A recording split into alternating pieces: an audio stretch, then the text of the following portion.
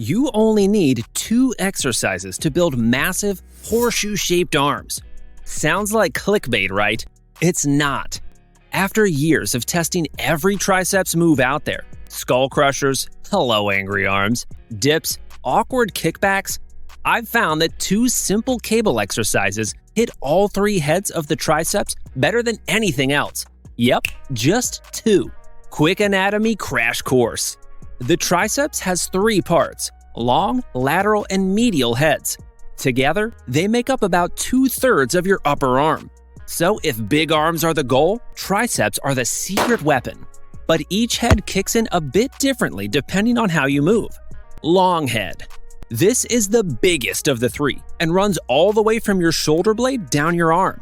It's special because it crosses the shoulder joint, which means to really target it, you need to raise your arms overhead. Think overhead triceps extensions. When you do, it gets fully stretched, like pulling back a slingshot.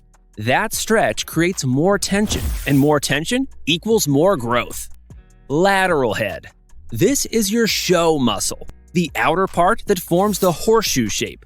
It doesn't cross the shoulder, so it gets activated best when your arms are by your sides and you push down, like in a cable pushdown. It really lights up at the lockout when your arm is fully extended and squeezed. That's the money shot for that sleeve-busting look. Medial head. The medial head is the quiet workhorse. It sits deeper, near your elbow, and helps you finish off any extension. It's active in almost every triceps exercise, especially during the lockout. You don't need to isolate it specifically. Just make sure you fully extend your arm in every rep and it'll get plenty of love. Now, yes, there are tons of triceps exercises. Dips, skull crushers, close grip bench, diamond push-ups. Many are great. But here's the key. We don't need 10 different exercises. We just need the right 2. So, what covers all 3 heads with precision and efficiency? Let's find out. If I could marry an exercise, well, that'd be weird. But if I had to choose one movement that's never let me down, it would be the cable triceps pushdown. This exercise has been a consistent part of my arm workouts for years, and for good reason. It's simple, effective, and absolutely torches your triceps when done right. The main target here is the lateral head of the triceps, the outer portion that gives your arms that signature horseshoe look when flexed. Push-ups are perfect for hitting it because your arms stay by your sides as you extend downward. That positioning keeps tension on the lateral head throughout the rep, especially during the lockout.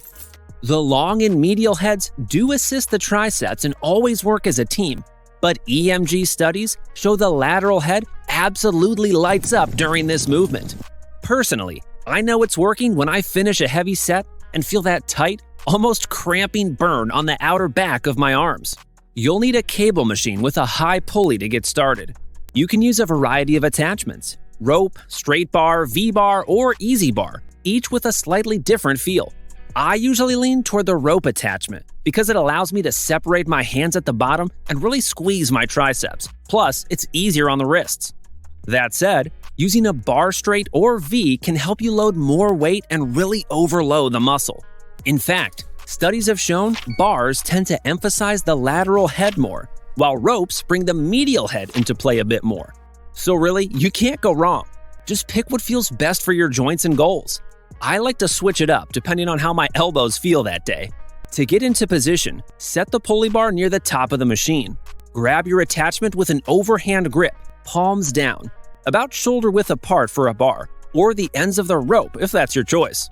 Take a small step back from the machine, just enough so the weight isn't pulling you forward or slamming the stack. Stand tall with feet hip-width apart, or use a staggered stance if you prefer more stability.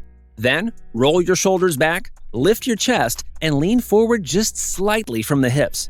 Now, here's the golden rule. Glue your elbows to your sides. Think super glue. Your upper arms shouldn't move. Only your forearm should act like hinges.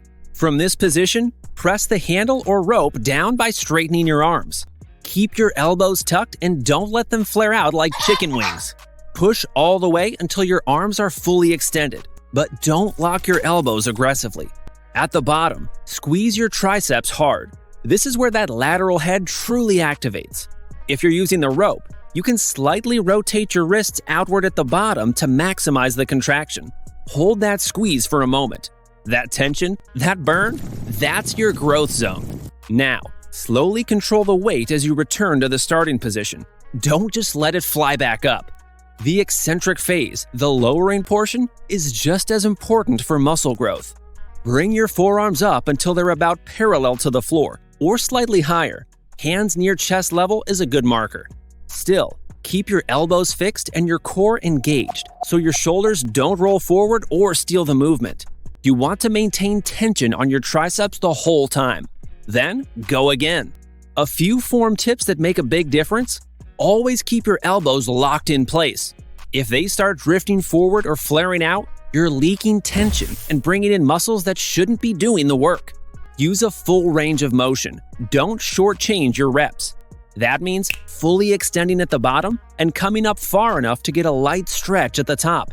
Control the tempo. No yanking. I like a smooth pushdown with a short pause and then a 2-second controlled return. You should feel the triceps working the entire time. Also, pay attention to your body position. Stay about an arm's length away from the pulley.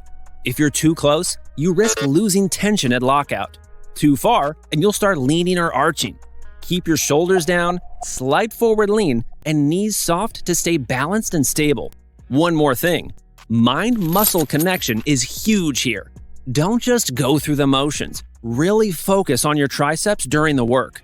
Visualize the lateral head shortening as you push down. It might sound silly, but it makes a difference.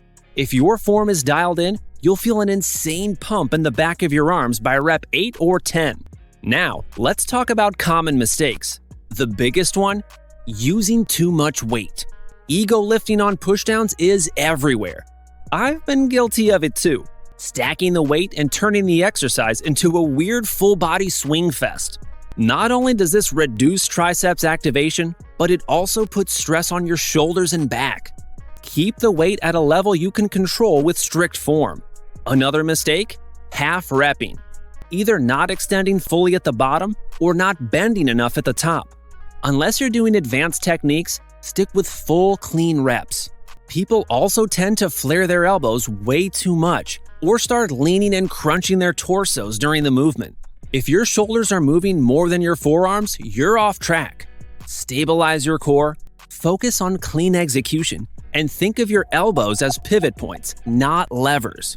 And finally, don't stand too close or too far from the machine. That sweet spot, about an arm's length, keeps tension consistent and your positioning stable. When you get it right, pushdowns feel amazing. The lateral head pops, the medial head gets toasted during those lockouts, and the overall pump is unreal. I often find myself flexing between sets just to admire the shape. It's that satisfying. Despite being an isolation move, it's a serious mass builder.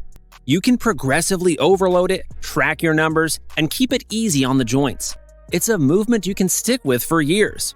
Quick personal story, my triceps used to lag behind my biceps. I'd do 5 or 6 different fancy exercises, jump around routines, and still get nowhere. Once I started consistently prioritizing pushdowns with controlled form and focused intent, my triceps started growing. My arms gained shape and my pressing strength increased too. Sometimes less is more, as long as less means better quality. Alright, we've covered the pushdown in depth. Next up, it's time for the long head's turn in the spotlight. The mighty overhead cable extension. Let's go.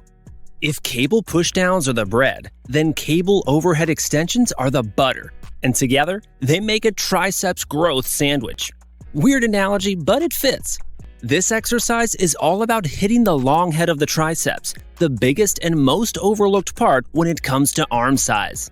The long head attaches above your shoulder, which means the only way to fully stretch and activate it is by getting your arms overhead. That's exactly what overhead extensions do. When your elbows are up and your hands are behind your head, the long head is under tension right from the start. And as you extend, it has to work through a big range of motion. That deep burn you feel in the upper back of your arm, that's the long head doing work. Yes, the lateral and medial heads contribute, especially during lockout, but here, the long head is front and center. So why cables over dumbbells or bars? Simple. Constant tension. With cables, there's resistance throughout the entire range, even at the top, unlike dumbbells where tension drops off. Cables also move more smoothly, are easier on the joints, and let you fine-tune the weight for things like drop sets.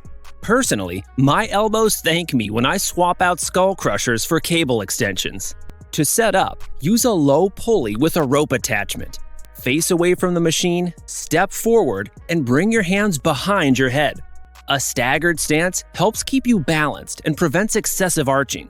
Keep your elbows high and slightly forward. As you extend your arms overhead, don't flare the elbows or swing. Keep the movement controlled and pivot only at the elbows. At the top, squeeze your triceps. Then lower slowly, letting the weight stretch your triceps as your hands come back behind your head. Form is everything here. Avoid arching your back. Brace your core and glutes to stay stable. Don't go too heavy, this isn't a power move. Use a full range of motion, extend fully, and control the negative. That stretch at the bottom is where growth happens. One of the biggest mistakes? Letting your elbows flare too wide or drop too low. That shifts tension off the long head and brings in other muscles. Keep the upper arms steady, just the forearms should move. And stick to a moderate tempo. Smooth up, slight pause, slow down. Over time, this movement changed my arms completely. That thickness you see from the side or in the back poses, it's largely thanks to consistent overhead work. And studies back it up. Training at a long muscle length like this leads to more growth. Best part?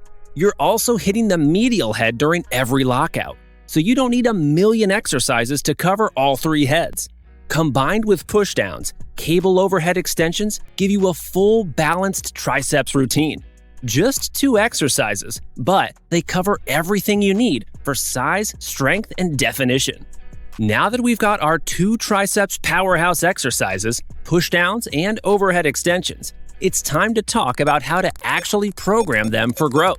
Since we're focusing on just 2 movements, smart structure matters. Volume, frequency, and intensity are what will drive real results. When to do them?